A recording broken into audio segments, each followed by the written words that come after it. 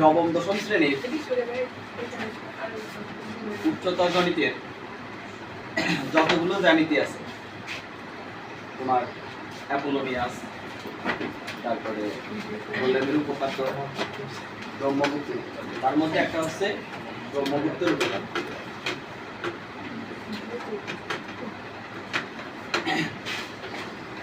ব্রহ্মগুপ্তের উপপাদ্যটা প্রশ্নে আগে আমাদের বুঝতে হবে, কারণ প্রত্যেকটা জ্যামিতি শুধু ব্রহ্মগুপ্ত না, সেটা জেনারেল মেথড হতে পারে, হায়ার মেথড হতে পারে। প্রশ্ন যেটা থেকে, যেটা আমরা সাধারণ নির্বাচন করি, এটা আগে বুঝতে হবে। আমরা যদি আগে প্রশ্নটা না বুঝি তাহলে চিত্রটা অঙ্কন করতে পারবো না। তো আমাদের আগে প্রশ্নটা ভালো মতো বুঝতে হবে।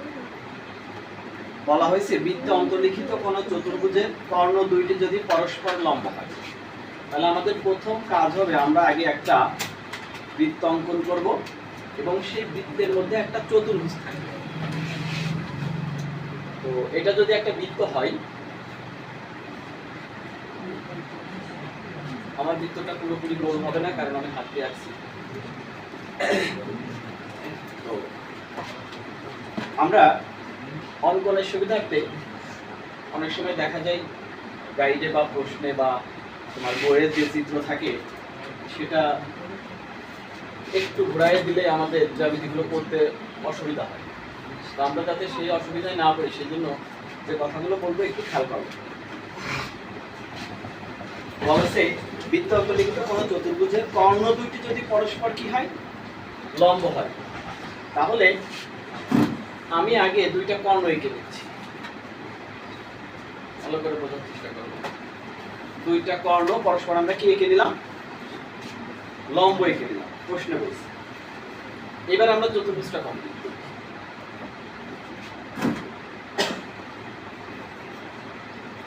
আমি একটি স্কেল দিয়েই করি।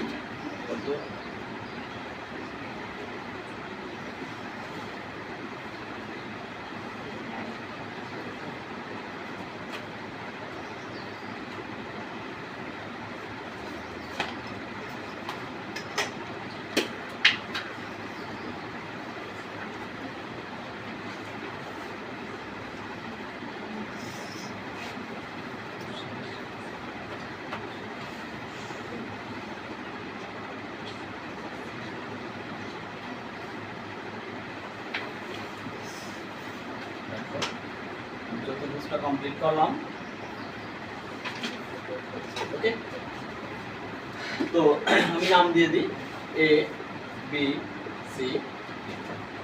তো এরা পরস্পর লম্ব হয়েছে কি বিন্দুতে, এম বিন্দু। এম বিন্দু।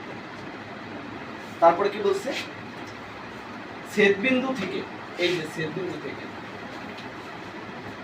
কোন বাহুর উপরে, তুমি এই বাহু, চারটা বাহু আছে A B B C C, এদের যে কোনো একটা বাহুর উপরে তুমি কি আঁকবা, লম্ব অঙ্কন করবা। লম্ব অঙ্কন করলে এটা বিপরীত যে বাহুটা থাকবে, আমি যদি লম্ব অঙ্কন করি এই বাহুর উপরে, তাহলে এই বাহুকে সমদ্বিখণ্ড দিবে।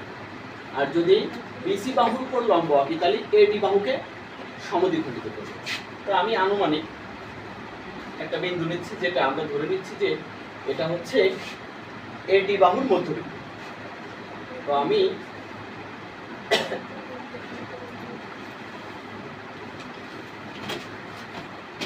বিসি বাহুর উপরে এম থেকে লম্ব অঙ্কন করলাম এম।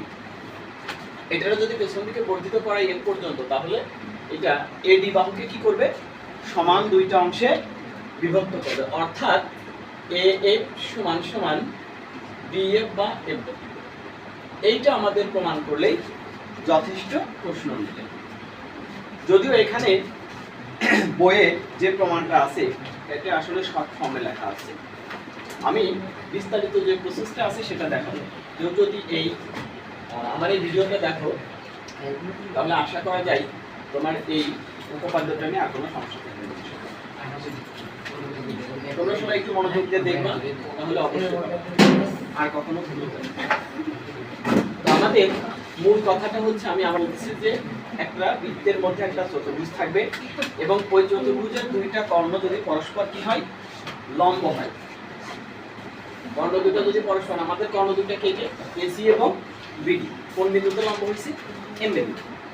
তো সেক্ষেত্রে বলা হয়েছে যে এই ছেদবিন্দু থেকে যদি আমরা কোনো বাহুর উপরে কি আঁকি, লম্ব হয়, তাহলে বিপরীত বাহুকে কি করবে বলছে। তো এইবার যেমন এসএসসি 2025-এ ব্রহ্মপুত্রের উপপাদ্যটা, প্রশ্নটা একটু চেঞ্জ করে আসছে। এই প্রশ্নটা কি হয়েছে, লম্বটা এখান থেকে এই বাহুর উপরে, মানে এখানে লম্ব আর এটাকে সেট করা হয়েছে, অর্থাৎ এই বিন্দুতে আসছে। প্রমাণটা আসছে এই, এটা যদি আমরা নাম যেটা বিন্দু দিয়েছি সাপোজ, তাহলে ডিএ বা সি এর প্রমাণ আসছে। এরকম করে ঘুরে আসতে পারে, যেমন এবার আসছে। তো এবার যারা 2027-এর এসএসসির ক্যান্ডিডেট, তাদের জন্য আবার এই জ্যামিতিটা খুবই গুরুত্বপূর্ণ। তো সবাই আমরা মনোযোগ দিয়ে উপপাদ্যটা দেখার চেষ্টা করি। প্রথমে দেখো, যেহেতু এটা লম্বভাবে সেট করছে, তাহলে আমরা লিখতে পারি বিএমসি সমান সমান 90 ডিগ্রি, অর্থাৎ সমকোণ। একটু ভালো করে খেয়াল করো, বিএমসি সমান সমান কত, 90 ডিগ্রি। দেখো একটু খেয়াল করে, এর মধ্যে দুইটা কোণ আছে, এই একটা, এই একটা। আমরা লিখতে পারি বিএমই, বিএমই সমান সমান ইএমসি, সরি প্লাস কোণ ইএমসি সমান সমান কত।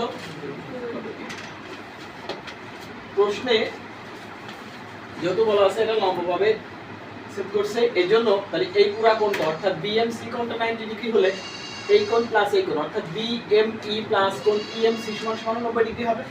এটাতে আমরা সমীকরণ 1 দিব। এটাতে আমরা সমীকরণ কত দিব, 1 দিব।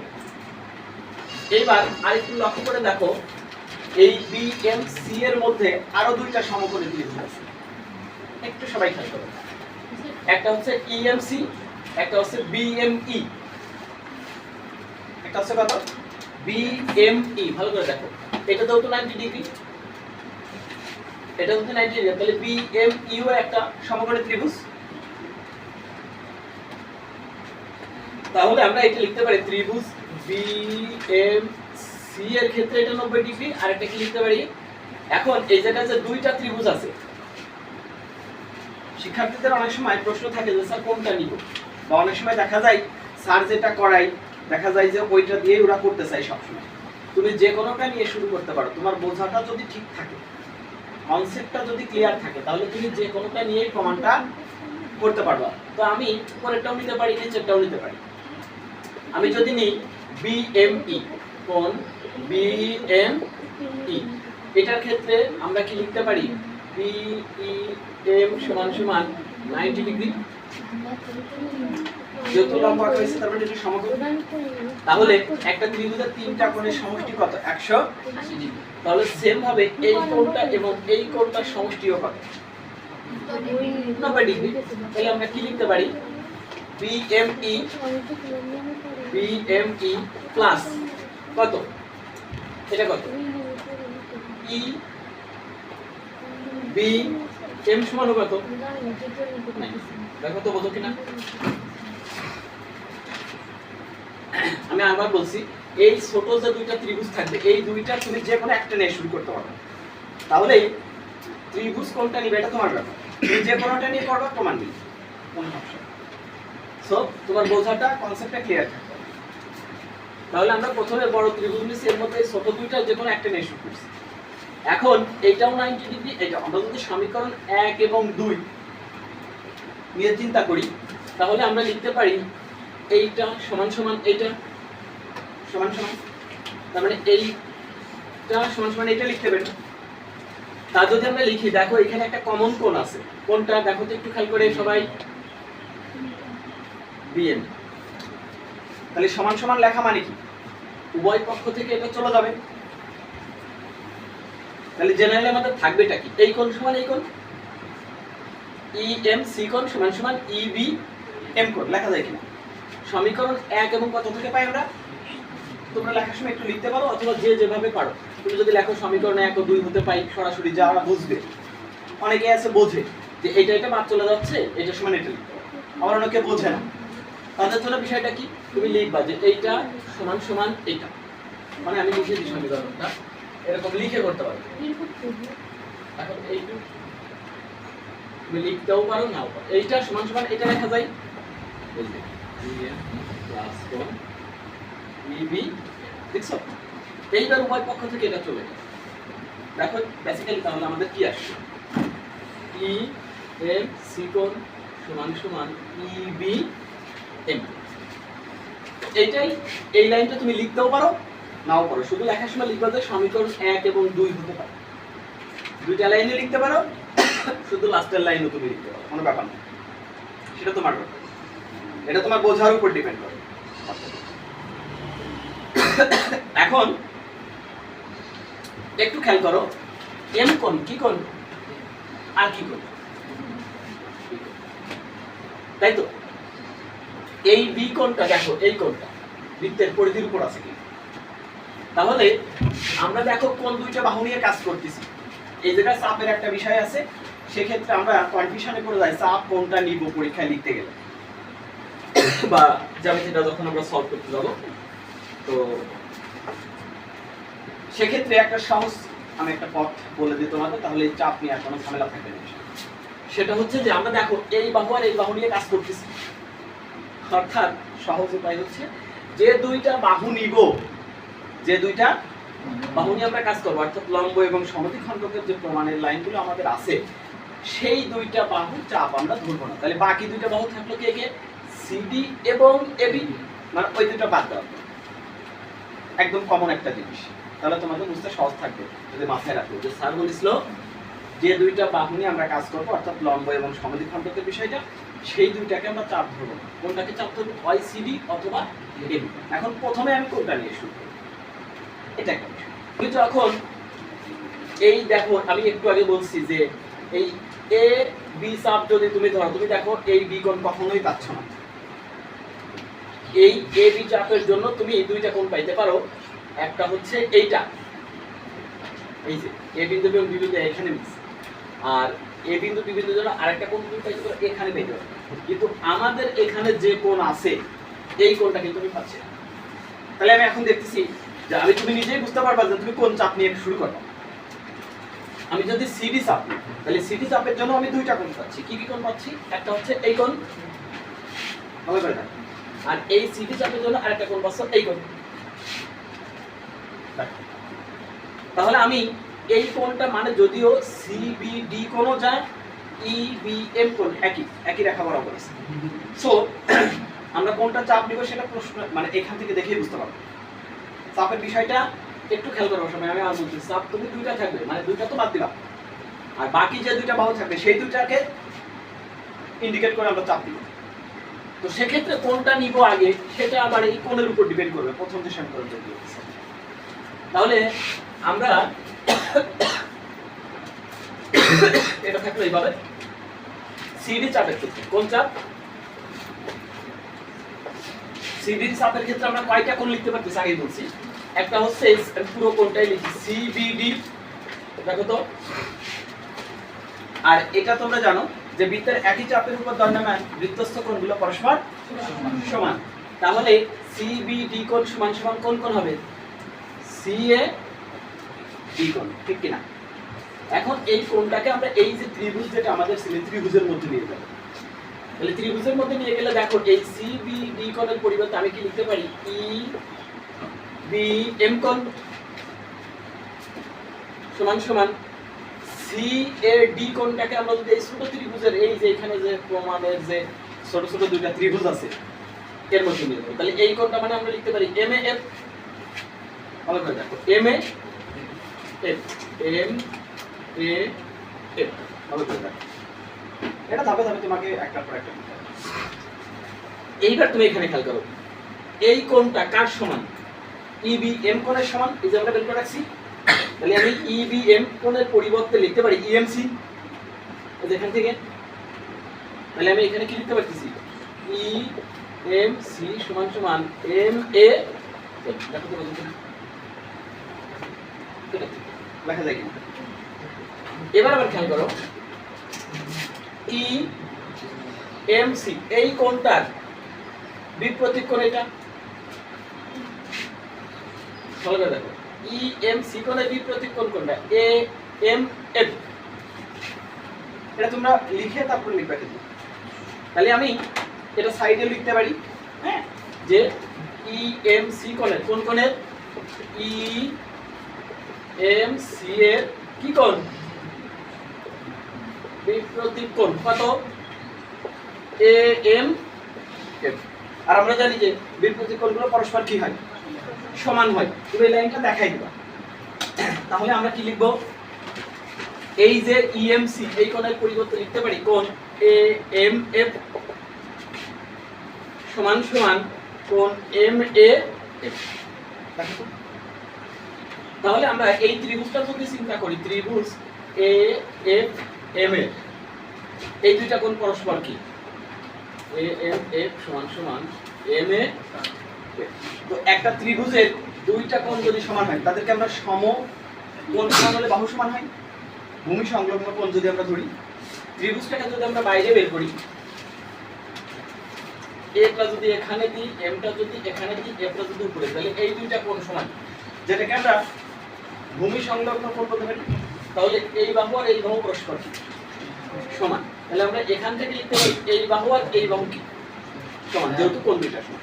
কোণ সমান হলে বাহু কি হবে সমান হবে। তাহলে আমরা কি লিখতে পারতেছি এ এফ সমান সমান কত এফ এম, এ এফ সমান সমান এফ এম। দেখো এইটুকু বোঝো কিনা সবাই।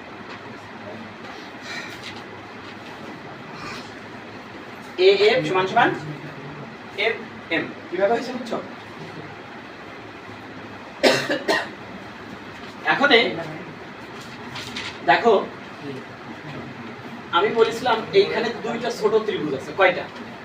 দুইটা, একটু খেয়াল করতে হবে। তো আমি কাজ করছিলাম কোনটা নিয়ে, এটা নিয়ে বিএমই, আর সমীকরণ 1 ছিল যেটা ওইটা ওইভাবে থাকে। এই পর্যন্ত পরে একটু খেয়াল করো, এই যে সমীকরণ 1 এ আমাদের কি কি ছিল মনে আছে কিনা আমি আরেকটু লিখে দিচ্ছি। বিএমই প্লাস কি ছিল ইএম সি সমান কত ডিগ্রি ছিল, ভালো করে দাও। ঠিক সেম ভাবে আমরা যদি ইএম সি ত্রিভুজের ক্ষেত্রে এটাতে সমকোণ ধরে পাই, তাহলে আমরা লিখতে পারি এই কোণ প্লাস এই কোণ সমান কি সমকোণ। তাহলে আমরা ত্রিভুজ ইএম সি এর ক্ষেত্রে লিখতে পারি কোণ এমইসি সমান কত 90 ডিগ্রি। তাহলে বাকি যে দুটো কোণ থাকলো অর্থাৎ কোণ ইএমসি প্লাস কোণ ইসি এম সমান কত 90 ডিগ্রি। এইবার এটাকে আমরা সমীকরণ 3 দিব। তবে আগে 1 এবং 2 এর মধ্যে তুলনা করছিলাম, এইবার 1 এবং কার মধ্যে 3 এর মধ্যে যদি তুলনা করি, দেখো একটা কোণ কমন আছে আগেরটার মতো। এখন আমি সমান সমান লিখতেছি না, একবার লিখতে দেখো তো মিলে যাচ্ছে কিনা একটা। তাহলে সেক্ষেত্রে আমরা কি লিখতে পারতেছি এই কোণ সমান সমান এই কোণ, ঠিক কিনা? কোণ বিএমই সমান সমান কোণ ইসিএম। এইবার প্রসেসটা সেম আগের মতো। চাপ নিচলে কোনটা সিডি, চাপ নিচলে কোনটা সিডি। তাহলে এবার তুমি চাপ কোনটা নিবা, কোনটা নিবা এবি, কারণ একটু আগে কিন্তু বুঝে গেছি। তাহলে এবি চাপের জন্য কোন চাপের জন্য এবি চাপের জন্য আমরা কোন কি লিখবো দেখো। এবি চাপের জন্য কোন কোনটা এটা না, অর্থাৎ এ বি বি, ঠিক কিনা? এ ডি বি কোণ, ঠিক কিনা? আর এবি চাপের জন্য আরেকটা কোণ কোনটা এটা না, অর্থাৎ কত এসি বি না। এবার এটা আমরা আগের মতো ত্রিভুজের মধ্যে নিয়ে আসবো। তাহলে দেখো এ ডি বি কোণটা আমরা যদি লিখি এফ ডি এম, এই ত্রিভুজের মধ্যে নিয়ে আসতে বলছিলাম যে দুটো ত্রিভুজ আমি চিহ্নিত করে রাখছি। তাহলে আমরা কি লিখতে পারি কোণ এফ ডি এম, ঠিক কিনা? কোণের তো পরিবর্তন হচ্ছে না। আর এসিবি রে কি লেখা যায় এ সি বি রে লেখা যায় ই সি এম, ছোট ত্রিভুজের মধ্যে আসতে হবে, এটা লেখা যায় ই সি এম। এইবার সমীকরণ 3 কোনটা ছিল? এটা না? সমীকরণ 3 আর এটার দিকে তাকায় থাকো, কোনটা মিল আছে? ইসিএম ইসিএম, ঠিক আছে কিনা? তাহলে আমরা লিখতে পারি এই কোণ সমান সমান এই কোণ, তাহলে আমরা লিখতে পারি কোণ বিএমই সমান সমান কোণ এফডি এফডি এম। তাহলে এবার আবার আগের মতো একটু খেয়াল করো, বি এম ই এর বিপরীত কোণ কোনটা? এটা। এবার আমি আর ওটা লিখলাম না, তোমরা লিখে দিবা। বি এম ই কোণের বিপরীত কোণ কোনটা? এফ এম ডি না? তাহলে আমরা এইটার পরিবর্তে কি লিখতে পারি? এফ এম ডি সমান সমান কোণ এফ বি এম। এইবার এই ত্রিভুজের মধ্যে দেখো এম কোণ, কোন কোণ? এই এম কোণ এবং কোন কোণ? এই ডি কোণ পরস্পর কি সমান? তাহলে কোণ সমান হলে এইবার আবার কি হবে? এই বাহু আর এই বাহু কি হবে? তার মানে আমরা লিখতে পারি এফ এম সমান সমান কত? F D. আর আগেরটাই আমাদের প্রমাণ ছিল কি কি মনে আছে? এ এফ সমান সমান এফ এম। তাহলে এই চারটা বাহুর মধ্যে যদি আমরা তুলনা করি, এইটা আর এটা কি সমান বাদ, তাহলে আমাদের প্রমাণ আসলো কি? অতএব এ এফ সমান এফ ডি প্রমাণ। দেখো বুঝতে পারছো কিনা সবাই?